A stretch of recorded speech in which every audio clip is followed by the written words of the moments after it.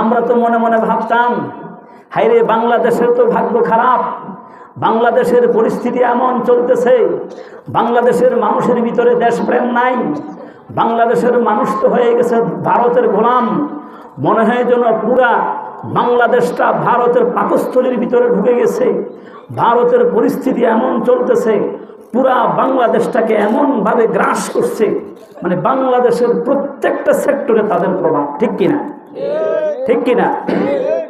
আফসোস লাগে, অত্যন্ত কষ্ট লাগে, অত্যন্ত কষ্ট লাগে।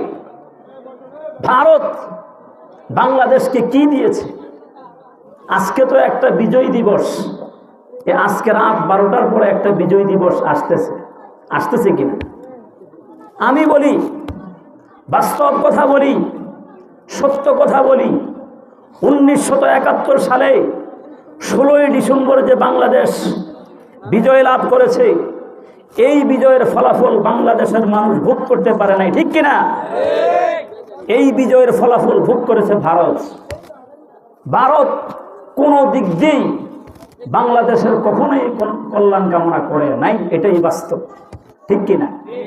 আপনি দেখুন, একটু লক্ষ্য করুন, বাচ্চাদের আওয়াজ বন্ধ করুন, একটু লক্ষ্য করুন, আমাদের বাংলাদেশ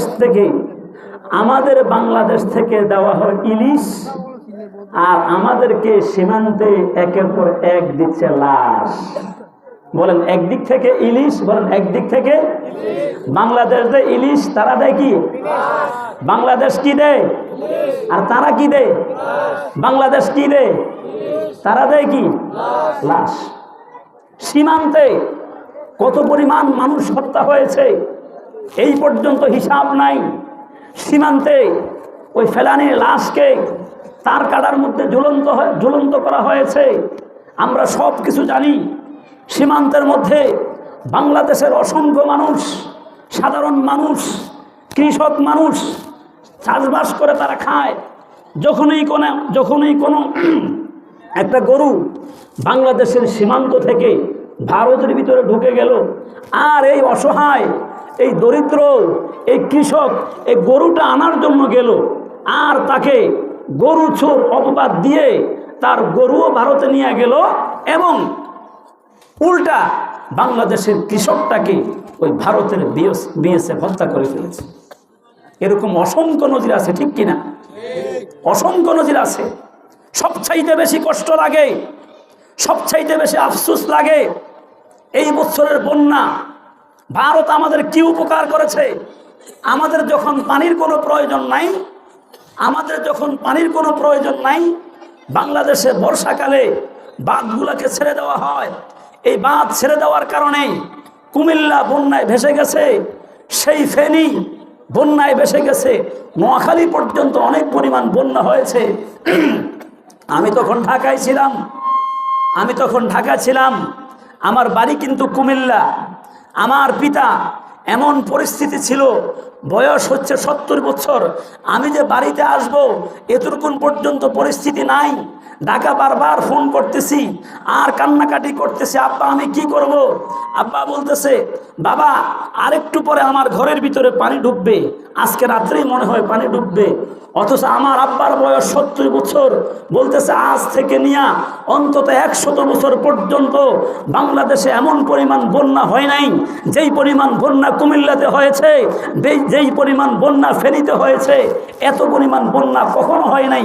আমাদের মেইন রাস্তা, যেটা মেইন রাস্তার মধ্যে বুক পর্যন্ত পানি, এবং মানুষের ঘরগুলা ভেসে গেছে, মানুষের পরিস্থিতি এমন হাহাকার চলতেছে। হঠাৎ করে আমার বোন ফোন করতেছে, ভাইয়া আমাদের অবস্থা খারাপ, আমরা মনে হয় এই পৃথিবীতে আর থাকতে পারবো না, গরুগুলা ডুবে গেছে, হাঁস মুরগি সব ভেসে গেছে, এখন আমাদের বুক পর্যন্ত পানি। হঠাৎ রাত্রে পানি এসে পড়েছে, এখন বাঁচার মতো কোনো উপায় নাই। শেষ পর্যন্ত কিছু লোক পাঠিয়ে নৌকা দিয়ে তাদেরকে কোনোভাবে উদ্ধার করা হয়েছে। এরকম বহু মানুষ তারা বন্যার কারণে নিহত হয়েছে। ঠিক কিনা? তারা আমাদের বন্ধু। কখন থেকে তোমরা আমাদের বন্ধু বলো? বাস্তব কথা বলতেছি, সত্য কথা বলতেছি। ভারত কখনোই আমাদের কল্যাণকামী ছিল না। শুধু আপনারা জানেন না, শুনেন, আপনারা জানেন না, আমরা এই সমস্ত বিষয় নিয়ে পড়াশোনা করি। আজকে আলহামদুলিল্লাহ বহু পড়াশোনা করেছি।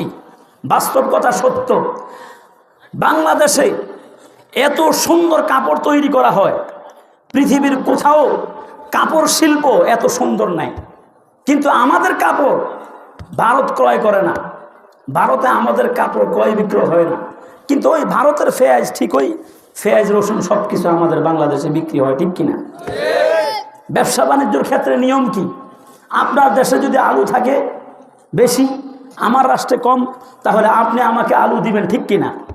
তা আমার রাষ্ট্রে যেহেতু কাপড় আছে, কাপড়ের মান ভালো, পোশাকের মান ভালো, তাহলে আমার রাষ্ট্রের পোশাকগুলো যদি ভারতে বিক্রি হতো তাহলে বাংলাদেশের মানুষের উপকার হতো না? কিন্তু ভারত এটা কখনোই দেয় না। ভারত ভালো করেই বুঝে বাংলাদেশ যদি উন্নত হয়, বাংলাদেশের মানুষ যদি সুখে থাকে, বাংলাদেশের মানুষ যদি উন্নতি করতে পারে, তাহলে আমাদেরকে কখনো মূল্যায়ন করবে না। এই জন্য বাংলাদেশ যাতে সবসময় ফকির থাকে, বাংলাদেশকে কিভাবে দরিদ্র বানানো যায় এই বিষয়ে সবসময় ষড়যন্ত্র করতেছে ভারত। এই হচ্ছে অবস্থা। প্রত্যেকটা ক্ষেত্রে আমাদের বাংলাদেশের উপরে জুলুম করা হচ্ছে, প্রত্যেকটা ক্ষেত্রে। শুধু তাই না, কিভাবে বলবো, এখন তো মোটামুটি আলহামদুলিল্লাহ, সকলে বলেন আলহামদুলিল্লাহ, স্বাধীনভাবে কথা বলতে পারতেছি। 5 আগস্টের আগে আমরা স্বাধীনভাবে কথা বলতে পারিনি। যখনই কোনো হক কথা বলতো, যখনই কোনো আলেম কথা বলতো, যখনই কোনো একজন মুসলিম ব্যক্তি কথা বলতো, সাথে সাথে তাকে গুম করে ফেলতো। কত মানুষকে যে হত্যা করেছে, কত মানুষকে যে গুম করেছে, আজও পর্যন্ত তাদের হদিস নাই, ঠিক কিনা? এই হচ্ছে ভারতের পরিস্থিতি। হেফাজতের আন্দোলন, হেফাজতে ইসলামের আন্দোলন আপনারা কি সবাই জানেন? হেফাজতে ইসলাম কেন গিয়েছে? জায়গা জমিন দখল করার জন্যে, মতিঝিল দখল করার জন্যে, রাষ্ট্র দখল করার জন্যে, সরকারকে হটানোর জন্যে, নাকি যারা আমার নবীর বিরুদ্ধে, আমার নবী, বিশ্ব নবী, মায়ার নবী জনাবে মুহাম্মদুর রাসূলুল্লাহ সাল্লাল্লাহু আলাইহি ওয়াসাল্লাম আমার নবীর ব্যাপারে যারা ব্যঙ্গ করেছে, ব্লগের মধ্যে লেখালেখি করেছে, তাদের বিরুদ্ধে তাদের যাতে উপযুক্ত শাস্তি হয়, দৃষ্টান্তমূলক শাস্তি দেওয়া হয়, এই বিষয়ে সরকারের কাছে আবদার জানানোর জন্য সেখানে হেফাজতে ইসলাম গিয়েছে। কিন্তু আফসোসের বিষয় হলো, সেই রাত্রিতে যারা শুধুমাত্র তাসবিহ নিয়ে গিয়েছে, এখানে কোনো ব্যক্তিগত স্বার্থে নয়, একমাত্র ইসলামের স্বার্থে, একমাত্র বিশ্ব নবী, মায়ার নবী, সৈয়দুল মুরসালিন জনাবে মুহাম্মদুর রাসূলুল্লাহ সাল্লাল্লাহু আলাইহি ওয়াসাল্লামের মুহাব্বত বাংলার মানুষের ভিতরে আছে। বাংলার প্রত্যেকটি নারী, বাংলার প্রত্যেকটা পুরুষের ভিতরে নবী প্রেম আছে, নবীর ভালোবাসা আছে। নবীর ভালোবাসার প্রমাণ দেখানোর জন্য সেখানে তারা আন্দোলনে গিয়েছে, ঠিক কিনা? কিন্তু তারা কি করছে? আমি নিচ্ছকে, আমি সেখানে ছিলাম। এ ভাই, আপনি আওয়াজ কি বাড়াইতে পারবেন? আওয়াজ বাড়ান। আমি সেখানে ছিলাম। তারা কি করছে একটু শুনবেন? আপনাদের কষ্ট হয়? চলে যাব? যদি আপনারা বলেন তাহলে আমি বলব। আমি মিরপুর 1 নম্বর ওই সময় ইফতা পড়ি না, উলুমুল হাদিস পড়ি, হাদিস নিয়ে পড়াশোনা করতেছি। সেখান থেকে 5 লক্ষ লোক নিয়ে আমরা মিছিল, সেখানে আমরা ঢুকছিলাম শাপলা চত্বরে ঢুকবো। ঢুকার আর মাত্র, মনে করেন ভাই হাসিয়েন না, একটু খেয়াল করেন, সত্য কথা বলতেছি, আর মাত্র কিছু সময় বাকি আছে, আমরা ঢুকবো। 5 লক্ষ লোক একসাথে, তৌহিদি জনতা, প্রত্যেকটা তৌহিদি জনতার ভিতরে বিশ্বনবীর প্রেম ভালোবাসা, ঠিক কিনা? ঢুকতেছে। এর মধ্যে হঠাৎ করে, আর বলবো না কারা কি করছে, সেটা আপনারা ভালো করে বুঝেন, হঠাৎ করে মিছিলের মাঝখানে ভাঙচুর করে দিয়েছে। কিছু লোক হঠাৎ করে ঢুকে গোলাগুলি শুরু হয়েছে, যার কারণে কিছু লোক পিছনে আর কিছু লোক সামনের দিকে চলে গেছে। এখন ফাঁকা, চতুর্দিকে গোলাগুলি শুরু হয়ে গেছে, আমরা পিছনে পড়ে গেছি। আর আমার সামনে লাশ, শুধু লাশ আর লাশ। এখন পরিস্থিতি এমন, আমি সামনের দিকে যেতে পারতেছি না, পিছনের দিকে যেতে পারতেছি না। আমার সামনে অনেকগুলি লাশ। আমি ঢাকায় থাকি। ওই দিন আমার এলাকার অনেকগুলি মানুষ, তারা শুধু হাউমাউ করে কান্নাকাটি করতেছে। গ্রামের মানুষ, নিরীহ মানুষ, বিশ্ব নবীর প্রেম ভালোবাসা নিয়ে তারা ঢাকায় এসেছে, কিন্তু আজকে তারা ঢাকা থেকে যেতে পারতেছে না, অসহায়ের মতো কান্নাকাটি করতেছে। আমি শুধু আল্লাহকে ডাকতেছি আর শুধু কান্নাকাটি করতেছি, কি করব। হঠাৎ করে আমার মাদ্রাসার একটা ওষুধের গাড়ি আসছে, আয়সা বলতেছে, হুজুর পরিস্থিতি খারাপ, আপনি যেমনি হোক আপনি ওষুধের গাড়িতে উঠেন।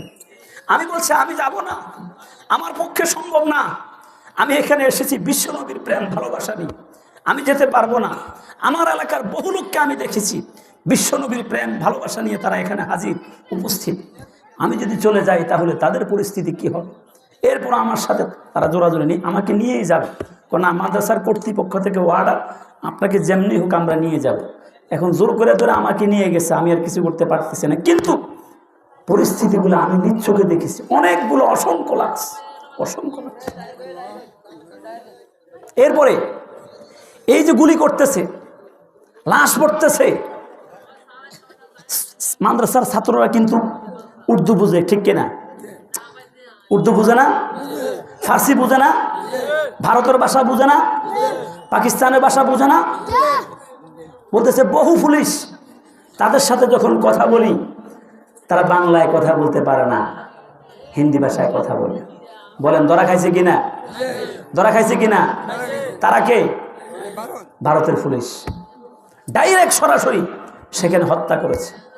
এরপর গত কয়েকদিন আগে, আমি এখন বর্তমান যেখানে জামিয়া শাইখ জাকারিয়া মাদ্রাসা আমি পড়াই আজকে 10 বছর, এখানে এক ব্যক্তি 5 আগস্টের আগে কোনো কথা বলে নাই, 5 আগস্টের পরে বলতেছে, হুজুর আমি ওই এলাকায় শাপলা চত্বরের ওই দিকে আমি ছিলাম সুইপার, অর্থাৎ রাস্তা পরিষ্কার করতাম।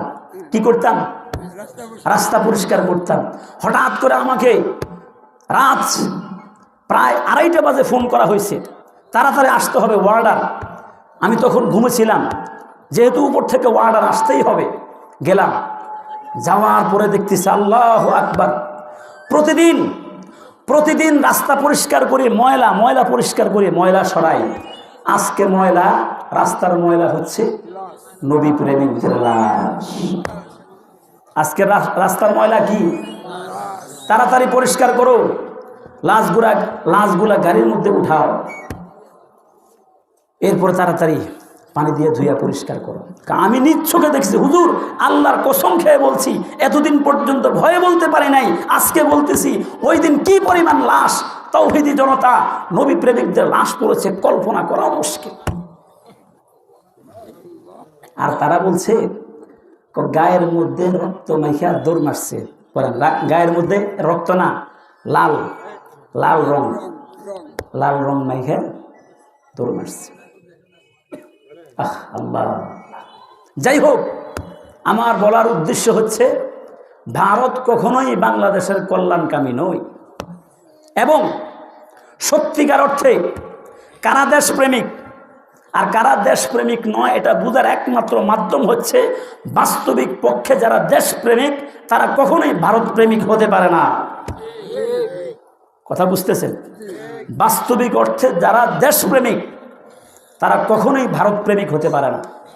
ভারত কখনোই বাংলাদেশের কল্যাণ কামনা করে নাই, ভারত সবসময় বাংলাদেশের ক্ষতি করছে। এই যে ভারতের 7 সিস্টার রক্ষা করার জন্যে আমাদের বাংলাদেশের কলিজার ভিতর দিয়ে, বাংলাদেশের বুকের মাঝখান দিয়ে রাস্তা করেছে। এই রাস্তার পরিস্থিতি শেষ পর্যন্ত কি হবে? তার মানে পুরা বাংলাদেশ এখন ভারতের অঙ্গরাজ্যে পরিণত করে ফেলছে। বিগত সরকারের আমলে তাই চলছে। এই জন্য আমি ছাত্রদেরকে ধন্যবাদ জানাই এবং দোয়া করি, আল্লাহু আকবার, মানুষ কল্পনা করতে পারত না এমন কঠিন পরিস্থিতি, এমন ভয়াবহ পরিস্থিতি কেউ হক কথা বলতে পারতো না। যখনই কোনো হক কথা বলতো, যখনই ভারতের বিরুদ্ধে কোনো কথা বলতো, সাথে সাথে তাকে হত্যা করা হতো, তার সাথে সাথে তাকে গুম করা হতো। এমন কঠিন পরিস্থিতি ছিল। শুধু তাই না, ওই 5 আগস্ট যখন আন্দোলন হয়েছে, আন্দোলন যখন শেষ হয়ে গেছে, ছাত্র যখন সফল হয়ে গেছে, বৈষম্য বিরোধী ছাত্র আন্দোলন যখন সফল হয়ে গেছে, তখন দেখা যাচ্ছে বহু ভারতের পুলিশ ভাগতেছে, বিমানবন্দর দিয়ে আমরা দেখতেছি ভাগতে আসছে। এই হলো পরিস্থিতি। আমরা ইনশাল্লাহ বাংলাদেশ প্রেমিক হব তো ইনশাল্লাহ। স্বদেশ প্রেম রাখতে হবে কিনা? হুব্বুল ওয়াতানি মিনাল ঈমান, দেশপ্রেম এটা হচ্ছে ঈমানের অঙ্গ। আমি একটা কথা বলতে চাই, ভারত আমাদের বাংলাদেশের মুসলমানকে দেখতে পারে না, এটা বুঝলাম। আচ্ছা, ভারত বাংলাদেশে হিন্দু যারা, তাদেরকেও তো দেখতে পারে না। বাংলাদেশে আশেপাশে যারা হিন্দু আছে, আমি তাদেরকে লক্ষ্য করে বলবো, হিন্দু ভাইয়েরা তোমরা ভালো করে জানবে, সকলে পড়েন লা ইলাহা ইল্লাল্লাহ,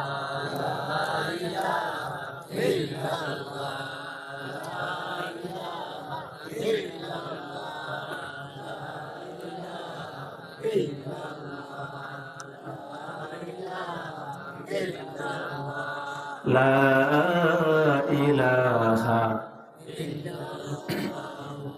মুহাম্মাদুর রাসূলুল্লাহ সাল্লাল্লাহু আলাইহি ওয়াসাল্লাম। আমি বাংলাদেশের হিন্দু ভাইদেরকে লক্ষ্য করে বলবো, বলেন তো দেখি আমাদের আশেপাশে হিন্দু আছে কিনা?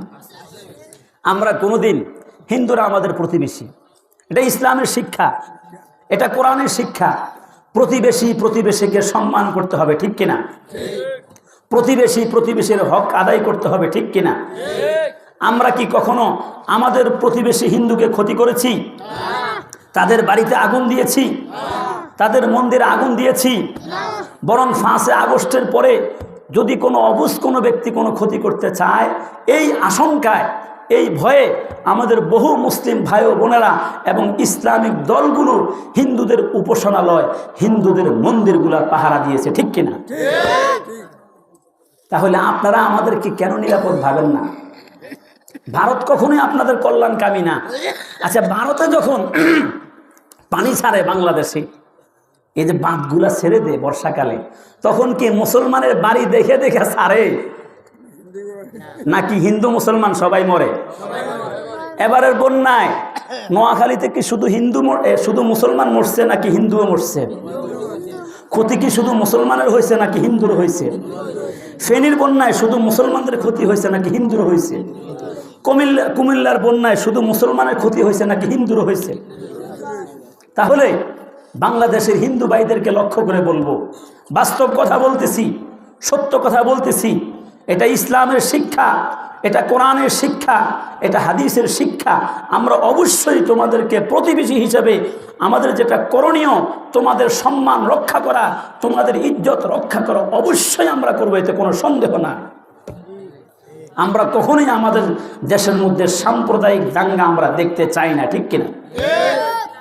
কিন্তু আফসোস লাগে, কথা বলতে না করেন, কিন্তু আফসোস লাগে বাংলাদেশের মধ্যে সাম্প্রদায়িক দাঙ্গা সৃষ্টি করার জন্যে সবচেয়ে জঘন্যতম একটা সংগঠন, যার নাম হচ্ছে ইসকন।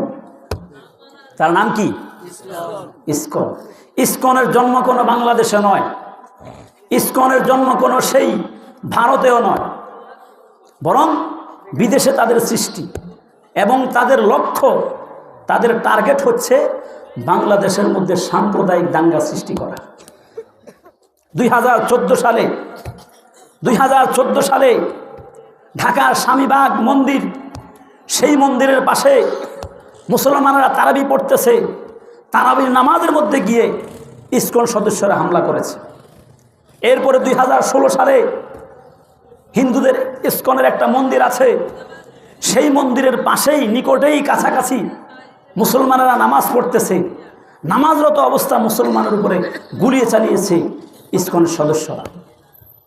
এবং মসজিদের ইমাম, ইসকন সদস্যরা তাদেরকে যে গুলি করেছে, অন্যায় করেছে, অবিচার করেছে, এই বিরুদ্ধে ফেসবুকে যখন স্ট্যাটাস দিয়েছে, এই কারণে এই অপরাধে মসজিদের ইমাম সাহেবকে ইসকন সদস্যরা হত্যা করেছে। শুধু তাই না, প্রিয় মুসলিম তৌহিদি জনতা, বাংলাদেশের পরিস্থিতি খবর রাখুন, বাংলাদেশের পরিস্থিতি সম্পর্কে জানুন, আলেম ওলামাদের কথা শুনুন। বাহ্যিক দৃষ্টিতে তিতা লাগে, অনেক মানুষ আমাদের সামনে থেকে উঠে যায়, যাদের ভিতরে দেশপ্রেম আছে তারা অবশ্যই শুনবে, এতে কোনো সন্দেহ নাই। ইসকন বাংলাদেশে কি পরিমাণ ক্ষতি করতেছে আপনারা কল্পনাও করতে পারবেন না। আমরা মুসলমানরা কখনোই অস্ত্র গ্রহণ করি নাই, ইসকনেরা সবসময় অস্ত্র প্রশিক্ষণ দিচ্ছে মুসলমানদের ক্ষতি করার জন্য, মুসলমানদেরকে ধ্বংস করার জন্য। আমাদেরকে সতর্ক থাকতে হবে। চট্টগ্রামের মধ্যে গত কিছুদিন আগে এই যে মনে করেন একজন আইনজীবী, নাম কি বলেন তো, সাইফুল, তাকে হত্যা কারা করেছে? ইসকনের সদস্যরা, ইসকনের সদস্য। হিন্দুদের মধ্যে একটা হচ্ছে সাধারণ হিন্দু, আরেকটা হচ্ছে কট্টরপন্থী, এরা হচ্ছে ইসকন। বাংলাদেশে বহু তারা ক্ষতি করতেছে, সাম্প্রদায়িক দাঙ্গা সৃষ্টি করার জন্য সবসময় তারা কাজ করে যাচ্ছে। এই সমস্ত বিষয় আমাদেরকে সজাগ থাকতে হবে। ওলামায়ে কেরামের কথাগুলি বাহ্যিক দৃষ্টিতে তিতা লাগে। ওলামায়ে কেরাম পড়াশোনা করেন, ওলামায়ে কেরাম জাতির কল্যাণ কামনা করেন, ওলামায়ে কেরাম দেশকে ভালোবাসেন, ওলামায়ে কেরাম মাতৃভাষাকে ভালোবাসেন, এই জন্য সবসময় সজাগ থাকেন, ঠিক কিনা? আমাদেরকে এগুলো ভালো করে বুঝতে হবে। এবার একটা সুন্দর ঘটনা শুনি, শুনবেন? কষ্ট হইতেছে? ছেড়ে দিব? বলেন লা ইলাহা ইল্লাল্লাহ, লা ইলাহা ইল্লাল্লাহ, লা ইলাহা ইল্লাল্লাহ, লা ইলাহা ইল্লাল্লাহ, লা ইলাহা ইল্লাল্লাহু মুহাম্মাদুর রাসূলুল্লাহ সাল্লাল্লাহু আলাইহি ওয়াসাল্লাম। তাফসিরে কাবীর আল্লামা ফখরুদ্দিন রাজি রহমতুল্লাহি আলাইহি, অনেক বড় মুফাসসির, উনি একটা কিতাব লিখেছেন, তাফসিরের কিতাব, যার নাম হচ্ছে তাফসিরে কাবীর। যার নাম কি? এগুলো মুখস্থ করতে হবে। যার নাম কি? এই তাফসিরে কাবীরের ভিতরে 1 নম্বর খণ্ডের 175 নম্বর পৃষ্ঠায় একটা হৃদয় বিদারক ঘটনা আসছে। ঈসা আলাইহিস সালাম তিনি একবার একটা কবরের পাশ দিয়ে যাচ্ছেন। কোথায় যাচ্ছেন? কবরের পাশ। মুরব্বী, আল্লাহর ওয়াস্তে উঠবেন না, ফায়দা হবে ইনশাল্লাহ। মুরব্বী, ইনশাল্লাহ ফায়দা হবে ইনশাল্লাহ। আর যদি আপনার ওযর থাকে তাহলে যান, সমস্যা নেই। আল্লাহ না করুক শীতকালে আপনার কোনো ওযর থাকতে পারে, মাফ করে দিয়ে না আমারে, যান 1 নম্বর সারে আসেন, যান, আপনাদের কষ্ট হচ্ছে। তিনি একবার একটা কবরের পাশ দিয়ে যাচ্ছেন, কবরে অবস্থিত কবরস্থ মৃত ব্যক্তি, তার চতুর্পাশে আযাবের ফেরেশতারা শাস্তি দিচ্ছে। এত পরিমাণ ভয়াবহ শাস্তি আমরা তো দেখি না। ঈসা আলাইহিস সালাম তো তিনি আল্লাহর নবী, তিনি সরাসরি কবরের শাস্তি দেখতেছেন। অনেকক্ষণ পর্যন্ত দাঁড়ায় দাঁড়ায় কাঁদলেন। এরপরে যাক, ওনার যে গন্তব্য সেই দিকে উনি চলে গেলেন। গন্তব্য যাওয়ার পরে সেখানে প্রয়োজন সারার পরে আবার ফিরে আসলেন ওই রাস্তা দিয়ে। এবার সম্পূর্ণ ব্যতিক্রম। এখন দেখতেছে কবরে আর কোনো আযাব নাই, এখন দেখতেছে কবরে আযাব বন্ধ, এখন দেখতেছে কবরের মধ্যে রহমতের ফেরেশতা, এখন দেখতেছে এই ব্যক্তির কবরে জান্নাতের বিছনা বিছিয়ে দেওয়া হয়েছে। সবাই বলেন সুবহানাল্লাহ। এখন তার কবরের সাথে জান্নাতের সম্পর্ক করে দেওয়া হয়েছে। একটু ভালো করে বুঝুন, একটা মানুষ দুনিয়াতে চলে যাওয়ার পরে, দুনিয়া থেকে চলে যাওয়ার পরে ভালো হোক খারাপ হোক, আর কি ফিরে আসা সম্ভব? এই লোক তো ফিরে আসে নাই, এই লোক তো কবরে আছে। এই লোকের আযাব বন্ধ হলো কি কারণে? ঈসা আলাইহিস সালাম তিনি 2 রাকাত নামাজ পড়লেন। 2 রাকাত নামাজ পড়ে আল্লাহ পাক রব্বুল আলামিনের কাছে দোয়া করলেন, হে আল্লাহ তাআলা, আমি আপনার কাছে একটু জানতে চাই এখানে কারণটা কি ঘটতেছে।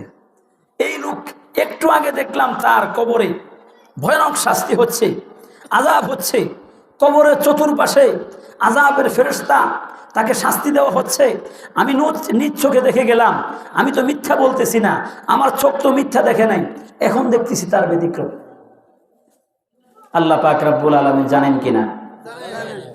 আল্লাহ পাক জানেন কিনা?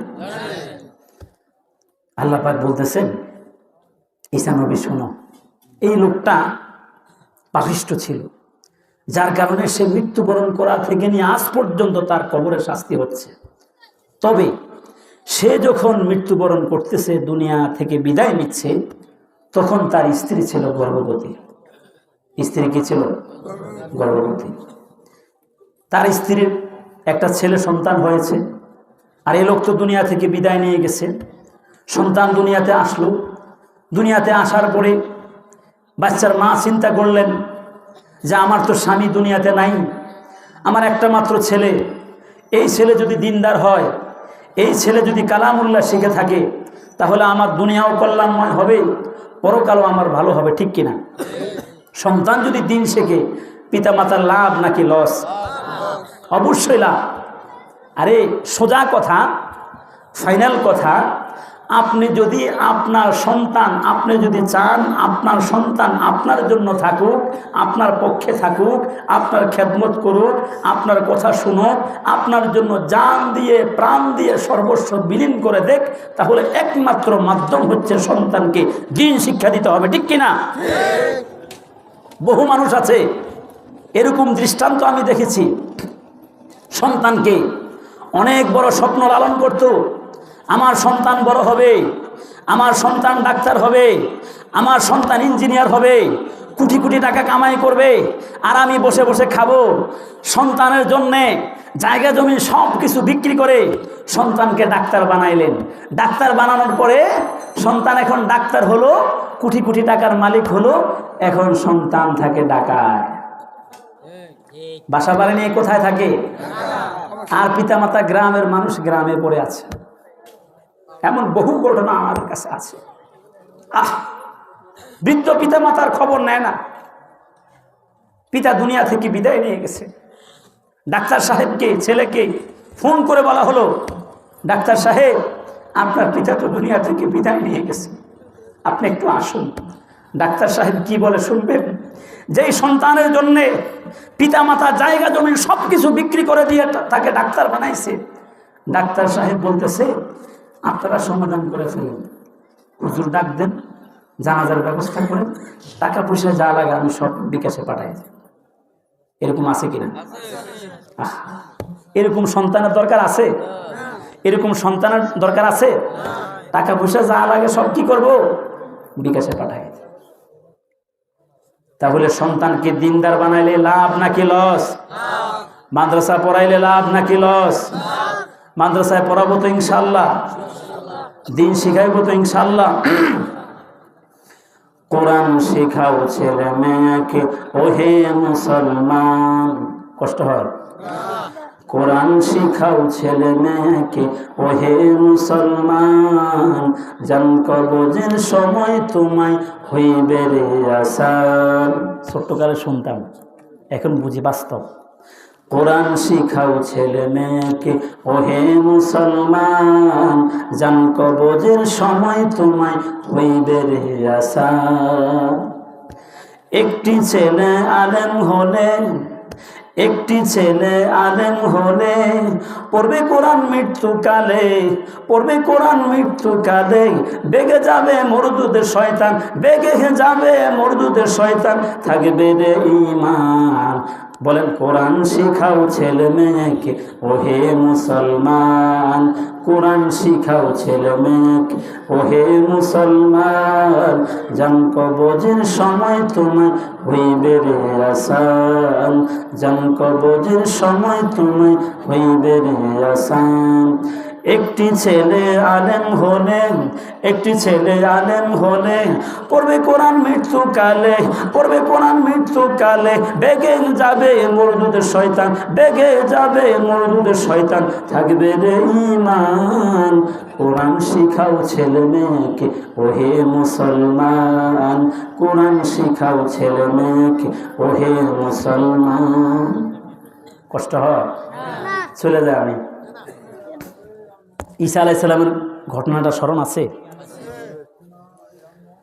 ঈসা আলাইহিস সালাম আল্লাহর কাছে দোয়া করলেন, আল্লাহ তাআলা আমার একটু জানাই দেন না বিষয়টা কি হলো।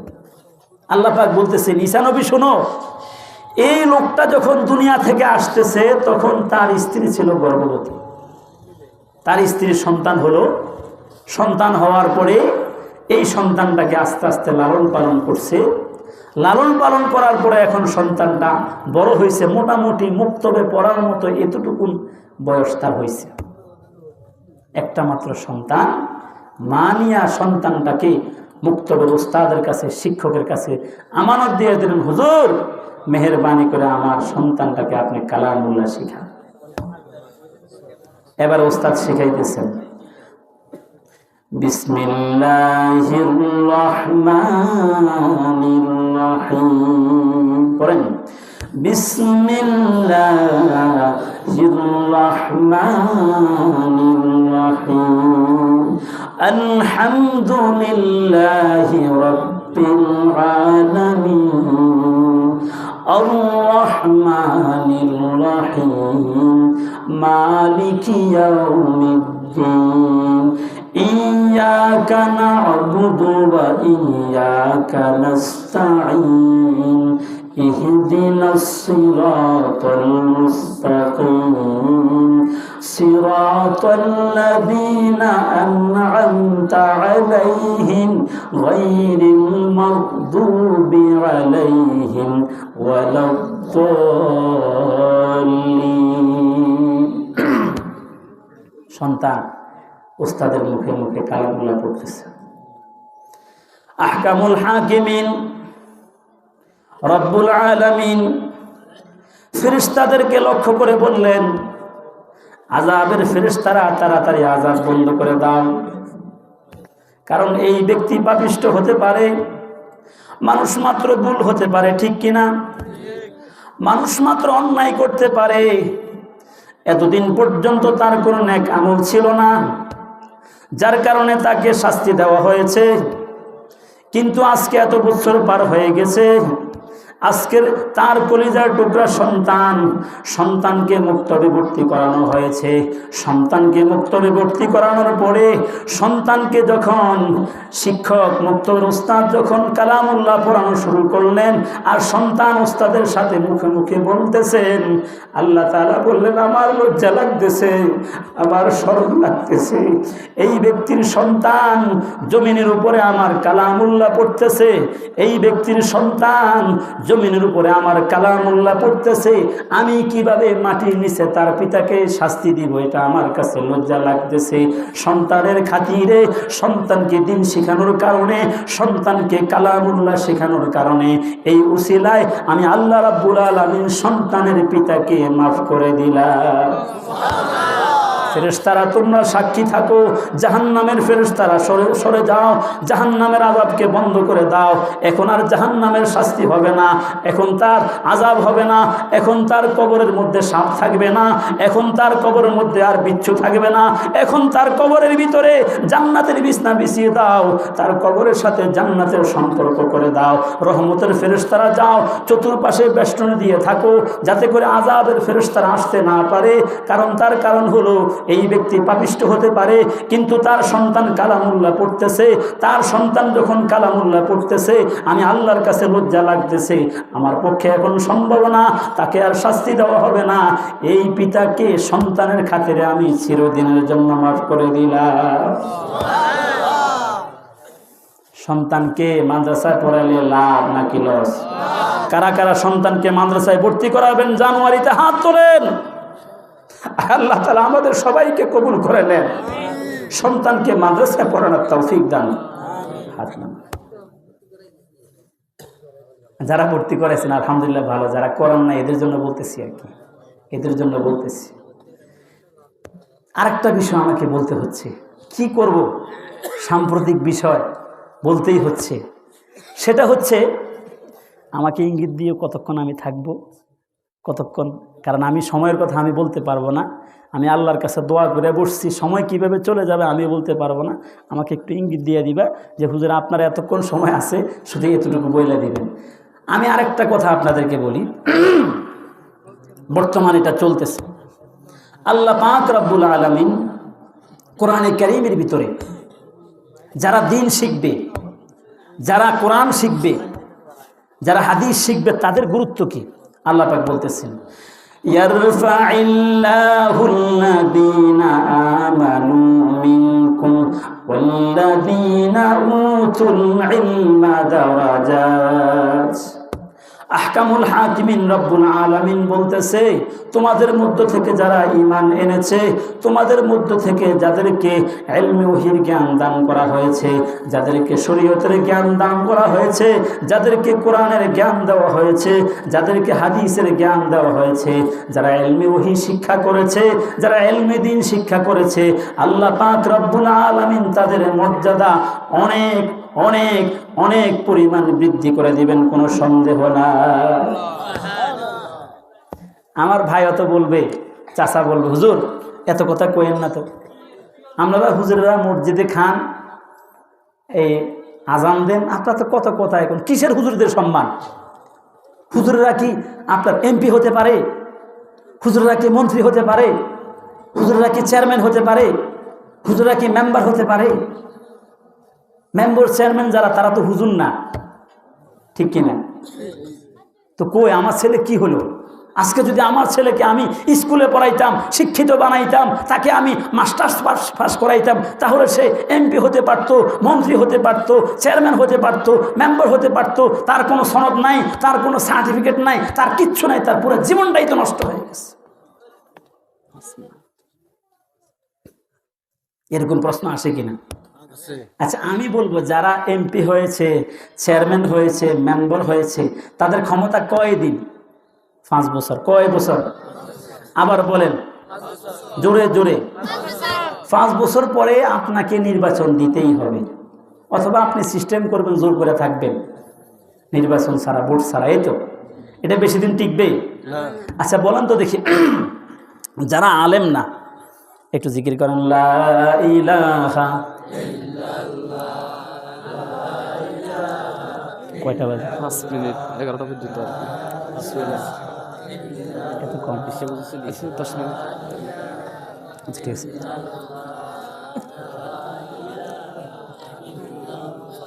জোরে জোরে জোরে জোরে, লা ইলাহা লা ইলাহা মুহাম্মাদুর রাসূলুল্লাহ।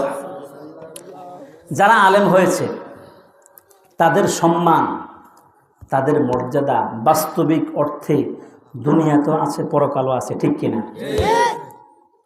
আপনি চিন্তা করে দেখেন, ক্ষমতা কতক্ষণ? আজকে যারা এতদিন, এই 5 আগস্টের আগে যারা সম্মানিত ছিল, এমপি মন্ত্রী ছিল, তারা এখন কোথায়? আর হুজুরের এখন কোথায়? আর আপনি খেয়াল করবেন, একটা মেম্বার বলেন, নেতা বলেন, এদেরকে সম্মান করা আর আলেমকে সম্মান করা কি এক? আলেমকে মন থেকে বলে আসসালামু আলাইকুম ওয়া রাহমাতুল্লাহ, হুজুর আপনি কেমন আছেন, আস্তে করে হাদিয়া দেয়, ঠিক কিনা? আর নেতা খেতারে সম্মান করে ভয়ে সমাজে যদি থাকতে হয়, আমার ব্যবসা যদি ঠিক রাখতে হয়, তাহলে ওনাকে সালাম আলী দিতে হবে। সালাম আলী না দিলে আমি এখানে থাকতে পারবো না। এই জন্য ডরে ভয়ে সম্মান করে, ঠিক কিনা?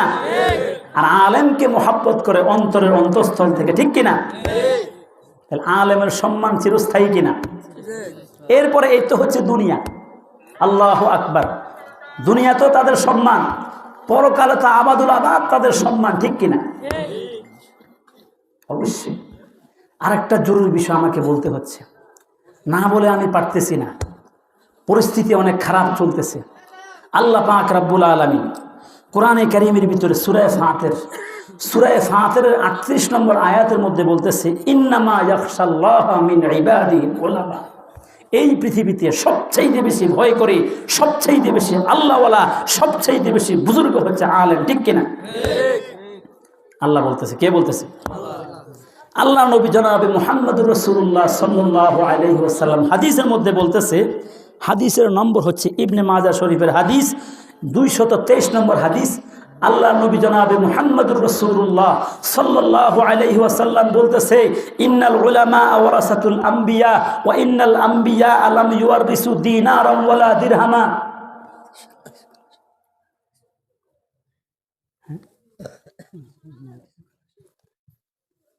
এটা করলে তো পরিস্থিতি পরে দেখা যাবে। ইন্নামাল উলামা ওয়ারাসাতুল আম্বিয়া ওয়া ইন্নাল আম্বিয়া লাম ইউওয়ারিসু দিনারান ওয়ালা দিরহামা ওয়া ইন্নামা ওয়ারাসুল ইলমা ফামান আখাযাহু আখাযা বিহাজ্জিন ওয়াফির। অর্থাৎ আম্বিয়া আলাইহিস সালাম হচ্ছে নবীদের ওয়ারিস। নবীদের কি ওয়ারিস? আমরা স্বাভাবিকত আমাদের সমাজে বুঝি ওয়ারিস মানে হচ্ছে আপনার যদি কোনো সম্পদ থাকে আপনার অবর্তমানে আপনার সন্তান পাবে, ঠিক কিনা? দুনিয়ার কোনো মানুষ বুঝতে পারে যে নবীদের সম্পদ আছে, টাকা পয়সা আছে, রিয়াল আছে, দানানির আছে, এইগুলো হুজুররা পাইবে। আসলে কি এটা? নবীজি বলতেছে না না না, নবীরা কোনো দেরহাম এবং দানানিরের ওয়ারিস বানান নাই। ওয়া ইন্নামা ওয়ারাসুল ইলমা, ওনারা ইলমের ওয়ারিস বানাইছেন।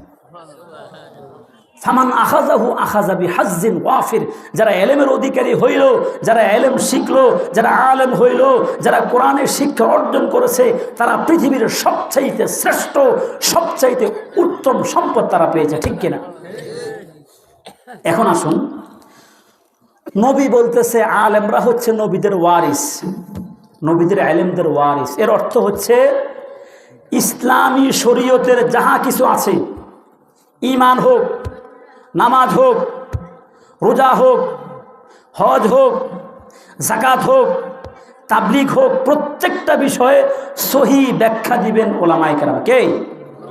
একটু কথাটা ভালো করে বুঝিয়ে, কারণ ওলামায়ে কেরাম হচ্ছে নবীদের ওয়ারিস। ওলামায়ে কেরাম হাদিসের সঠিক ব্যাখ্যা, কোরআনের সঠিক ব্যাখ্যা কারা বুঝে? ওলামায়ে কেরাম। ভালো করে বোঝার চেষ্টা করবেন। এবং শরীয়তের যেই কোনো বিষয়, যেই কোনো সমস্যা হোক, এটার সমাধান কারা দিবেন? ওলামায়ে কেরাম। এখন যদি আমাদের সমাজে যদি কিছু কিছু তাবলীগ থেকে অ্যাক্সিডেন্ট করছে, যার নাম হচ্ছে এতাআতি গ্রুপ, ঠিক কিনা? আমরা এতদিন কথা বলতাম না, এখন বলতে বাধ্য হয়েছি। মাওলানা সাদ সাহেব, আমি ওমর ফারুক, মাওলানা সাদ সাহেবের বয়ান অন্তত ওনার সামনে বৈশা 4-5 বছর আমি সামনে বৈশা শুনছি। এরপরে ওনাকে অন্তত আজ থেকে 20 বছর আগ থেকে বহু বিষয়ে ওনাকে সতর্ক করা হচ্ছে বড় বড় আলেমদের পক্ষ থেকে। উনি নবীদেরকে নিয়ে মন্তব্য করছেন, উনি সাহাবাদেরকে নিয়ে মন্তব্য করছেন। আলেমরা বহু চেষ্টা করছে ওনাকে বোঝানোর জন্য, কিন্তু উনি ওনার গতিতে আছে। শেষ পর্যন্ত বাধ্য হইয়া ওলামায়ে কেরাম বললেন, আমরা আর মাওলানা সাদের সাথে থাকবো না। তাবলীগ মাওলানা সাদের কথায় চলবে না, তাবলীগ চলবে সারা পৃথিবীতে যত বড় বড় ওলামায়ে কেরাম আছে, হক্কানি ওলামায়ে কেরাম আছে, মুফতিয়ানে কেরাম আছে, মুহাদ্দিসিনে কেরাম আছে, ইমাম সাহেব আছে, খতিব আছে, জমানার হক্কানি শ্রেষ্ঠ আলেম যারা আছে, মক্কা মদিনার শ্রেষ্ঠ আলেম যারা আছে, এইভাবে বড় বড় আলেম যারা, তাদের সিদ্ধান্তে তাবলীগ চলবে, ঠিক কিনা? তারা মানেই না, তারা তাদের গতিতে আছে। উল্টা তারা কি করছে জানেন? সঠিক পথে তো আসেই না, আলেমদের কথা তো শুনেই না, নিজেরে অটো আমির দাবি করতেছে। আর বাংলাদেশের যে ওয়াসিফ, এতাআতি গ্রুপের বাংলাদেশের হেড, তার নেতৃত্বে এই 1 ডিসেম্বরের 1ম তারিখ আগের দিন আমি আমার মাদ্রাসা জামিয়া শাইখ জাকারিয়া থেকে 40 জন ছাত্রকে নিয়ে ইজতেমার মাঠে কাজ করার জন্যে, ইজতেমার মাঠ সমাধান করার জন্য, ঠিক করার জন্য আমি গিয়েছিলাম। পরের দিন এরপরে সংবাদ আসছে সাদ গ্রুপের লোকেরা, এরা আগের দিন রাত্রে আশেপাশের মসজিদগুলোতে আত্মগোপন করেছে। এর পরের দিন তারা আইসা অতর্কিতভাবে মাদ্রাসার ছাত্রদের উপরে হামলা করেছে। এত পরিমাণ হামলা করেছে, ছাত্ররা বাথরুমে আশ্রয় নিয়েছে, পেশাবখানার আশ্রয় নিয়েছে, সেখানে পর্যন্ত তাদেরকে থাকতে দেয় না, তাদেরকে রড দিয়ে পিঠাইছে, আঘাত করছে। সবচেয়ে বেশি কষ্ট লাগছে আমার একজন উস্তাদ, যাকে আমি পাইলে মনে চায় ওনার পায়ে ধরে আমি চুমা দিতে থাকি। আমার কলিজার টুকরা, যার মাধ্যমে আমি আরবি সাহিত্য শিখেছি, হযরত মাওলানা আব্দুল হাই সাহেব হাফিজাহুল্লাহ তাআলা, উনি ওই দিন ইজতেমার মাঠে ছিলেন। উনি কোনো মতো চাচ্ছেন যে মাঠ থেকে চলে যাবেন। এতে আতির লোকেরা, ওই সাদ গ্রুপের লোকেরা, ওই ওয়াসিফ গ্রুপের লোকেরা আমার ওস্তাদকে এত পরিমাণ মারছে, মারতে মারতে আধামরা করে ফেলছে। হুজুর সুস্থ হওয়ার পরে নিজ মুখে আমাকে ঘটনাগুলো শুনাইছে। আফসোস লাগতেছে, কষ্ট লাগতেছে এখন পর্যন্ত। আজকের কাহিনী আপনাকে শুনাই। গত কয়েকদিন আগে আমি কিশোরগঞ্জ মাহফিল করার জন্য যাচ্ছি, সেই গাজীপুর রুট দিয়ে অনেকক্ষণ পর্যন্ত সেখানে এই এতাহাতি গ্রুপ তারা ইজতেমার মাঠে ঢুকার জন্য তারা হাতাহাতি করতেছে, আর মাদ্রাসার ছাত্ররা আত্মরক্ষার জন্য সেখানে দাঁড়িয়ে আছে। আমি তাদেরকে বলবো, আমি আপনাদেরকে একটা কথা বলে যাই, আমি হতে পারে আর নাও আসতে পারি, কিন্তু একটা কথা বলবো, সেটা হচ্ছে ওলামায়ে কেরাম যেখানে হক আছে সেখানে। আচ্ছা আপনারাই বলেন, বিবেকের কথা, ওলামায়ে কেরাম একটা বাচ্চা যে মাদ্রাসায় পড়ে শিশুকাল থেকে নিয়ে 12, 13, 15, 20 বছর পর্যন্ত পুরা সারাটা জীবন পর্যন্ত কোরআনের অনুবাদ করতেছে, কোরআনের তর্জমা পড়তেছে, তাফসির পড়তেছে, তাফসিরে মারিফুল কোরআন পড়তেছে, ইবনে কাসির পড়তেছে, তাফসিরে জালালাইন পড়তেছে, তাফসিরে বাইজাবি পড়তেছে, হাদিস পড়তেছে, বুখারী পড়তেছে, মুসলিম পড়তেছে, তিরমিজি পড়তেছে, আবু দাউদ পড়তেছে, নাসাই পড়তেছে, সারাটা জীবন তারা ইলমে দ্বীন গবেষণা করতেছে। আপনারাই বলেন, আপনারাই বিচার করেন, আপনারা আমার আপন মানুষ, আপনারাই বিচার করেন। মেরে ভাই ও দুস্থ বুজুর্গ, সঠিক কথা, দ্বীনের সঠিক কোনটা হবে, তাবলীগ কিভাবে চলতে হবে, কেমনে তাবলীগ চললে এটা ভালো থাকবে, এটা কি সাদ গ্রুপের ওই সাধারণ পাবলিক তারা বুঝবে, নাকি হক্কানি ওলামায়ে কেরাম বুঝবে? তোমরা কারা? তোমরা এখানে কেন নাক গলাইতে আসছো? এটা তো দ্বীনের বিষয়, এটা তো কোনো ডাক্তারি না, এটা তো কোনো কবিরাজি না, এটা তো কোনো খ্যাত শ্বাস করা না, এটা তো কোনো ব্যবসা না, এটা তো কোনো কোম্পানি না, এটা তো হচ্ছে দ্বীন। তাবলীগ দ্বীনের অংশ কিনা বলেন? সুতরাং তাবলীগ কার কথা চলবে? জোরে বলেন, কার কথায়? আবার বলেন, ওলামায়ে কেরামের কথায় চলবে। এবং আমি একটা কথা বলে যাচ্ছি, যারা উল্টা ওলামায়ে কেরামদের সাথে বিরোধিতা করতেছেন, আল্লাহর ওয়াস্তে হাতে পায়ে ধরে বলবো, আমাদের এই এলাকা যাতে করে, আপনাদের এই এলাকায়, এই সুবর্ণচর এলাকায় যাতে করে এতাহাতি না ঢুকে, খেয়াল থাকবে তো ইনশাল্লাহ? খেয়াল রাখবেন, তারা ওলামায়ে কেরামের সাথে বেয়াদবি করেছে, তাদের ভবিষ্যৎ ভালো হবে না।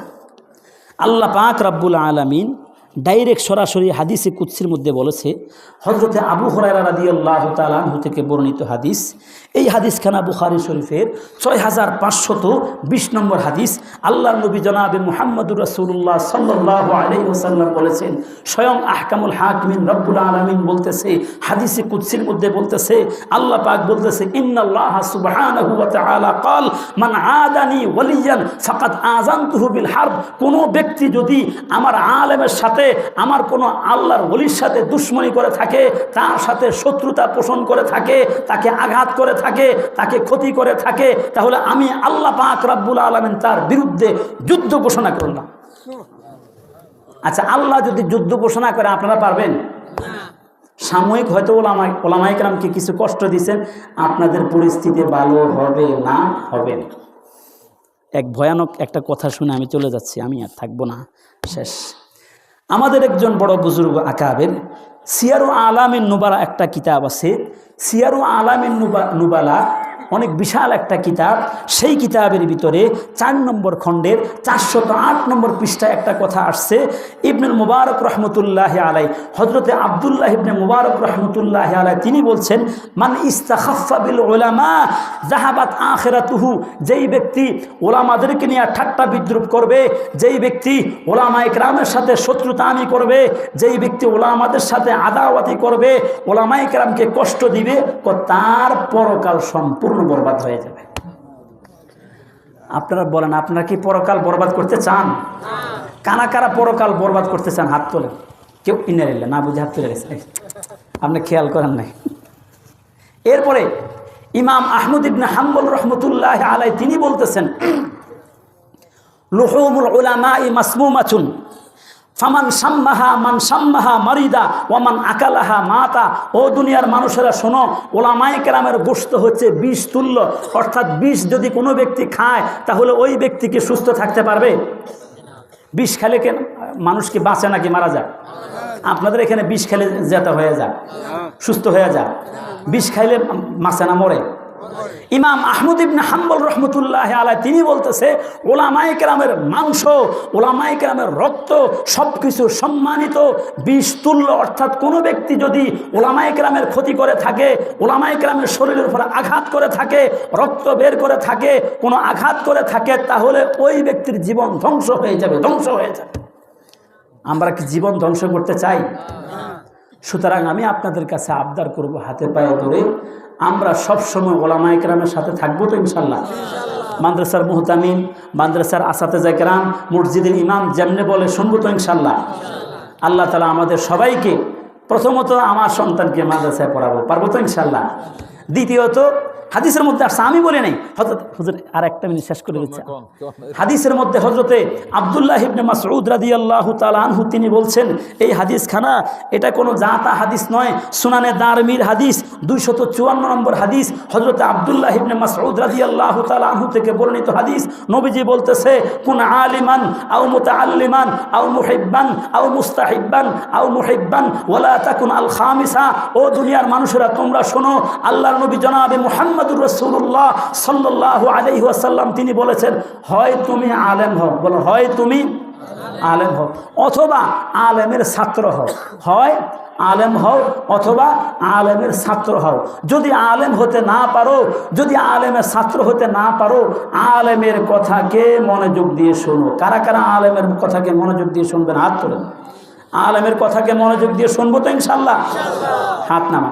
যদি কখনো কারণবশত আপনি বলবেন, হুজুর হুজুর আপনার কথা শোনার মতো আমার সময় নাই, আমি ব্যস্ত মানুষ, আমি অফিস আদালতে চাকরি করি, রাতের 12টা বাজে আমি বাসায় আসি, আবার সকাল ভোরে ভোরে চলে যাই, আপনার কথা শোনার মতো আমার টাইম নেই, বেশি কিছু দরকার নাই। মাঝে মধ্যে যদি হঠাৎ হুজুরের রাস্তাঘাটে পান, আসসালামু আলাইকুম ওয়া রাহমাতুল্লাহ, একটা সালাম দিবেন আর হুজুরকে মহব্বত করবেন, এই উসিলা আল্লাহ পাক রব্বুল আলামিন মাফ করে দিবেন। আর যদি পরিস্থিতি এমন হয়, নবীজি বলছে, ওয়ালা তাকুন আল খামিসা, আলেম নও, আলেমের ছাত্র নও, আলেমকে মহব্বত করো না, আলেমের কথাও শোনো না। আলেমকে দেখলে বেয়াদব কোথাকার আলেম, হে তাবলিগ কি বুঝে? তাবলিগ আমরা বুঝে। আমি পুরা জীবন আমার দাড়িগুলো আমি ফাঁকাইছি তাবলিগ দিয়ে।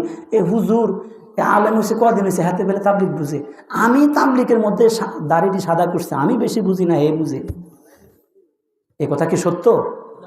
তাবলিগ কি ফাবলিকে বেশি বুঝে নাকি আলেমে বেশি বুঝে?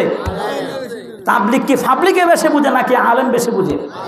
সুতরাং আমরা কার কথা শুনবো?